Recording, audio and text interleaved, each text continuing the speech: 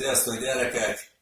Biztos találkoztatok már a pókiszonnyal, arachnofóbia. Ugye mind a két része a szónak görög eredetű, a fóbia, a félelem, az arachno, a pók. És biztos az is föltűnt már nektek is, ahogy nekem is, hogy én nem félek a pókoktól, és általában a hölgyek félnek tőle. És az ember belegondol, hogy miért kell attól a kis pókocskától félni? Hát olyan picike, hát némelyik 100 000 részt egy embernek, hogy az a szegény kaszáspók, egy olyan kis vékony dongájú kis állatocska, hát egy gombos tűfejnyi a teste, vagy jó, hát egy negyed borsónyi, vagy egy mustármagnyi, vagy egy szezámmagnyi, és akkor azok a vékony, hosszú, törékeny lábak, az ember azt se tudja, hogy tud ő azzal meglenni.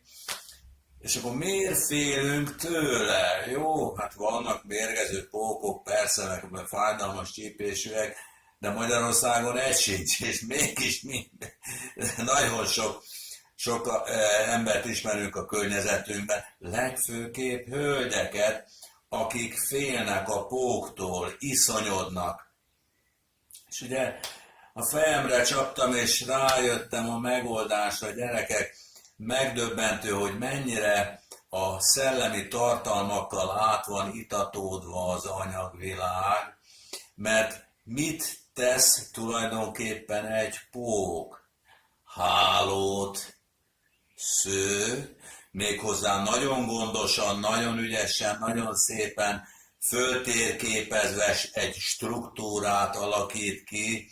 Hát egy külön tanulmányt lehetne készíteni a pókhálók természetéről, melyik milyen szerkezetet épít, tehát átgondolja, struktúrát épít, és ez a struktúra láthatatlan veszélyként leselkedik az ártatlan kis röpkedő vagy röppenő pillangóra. Na most ugye a pillangó, amelyik belerepül a hálóba, az női analógia, a struktúra és a gondolkodás, ugye az értelem, az férfi analógia, az érzelem a nő analógiája.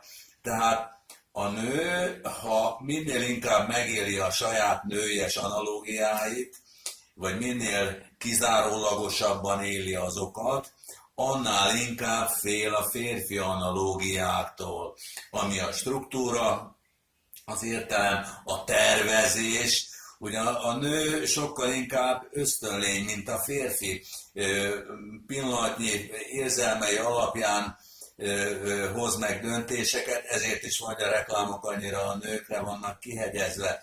Na most, ugye megnéztem a neten, hát az összes tanulmány arról szól, hogy hogyan lehet csoportosítani a félelmeket, és hogy hogyan kell totemizálni, meg demisztifikálni, meg nem tudom micsoda.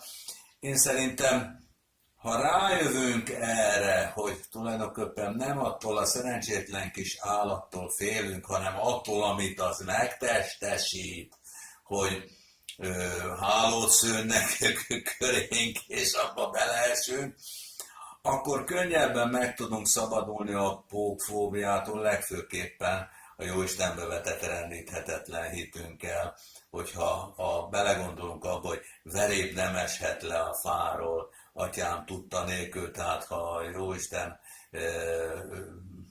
megengedi, hogy én belekerüljek egy hálóba, akkor annak úgy kell lenni. Sziasztok gyerekek, hello!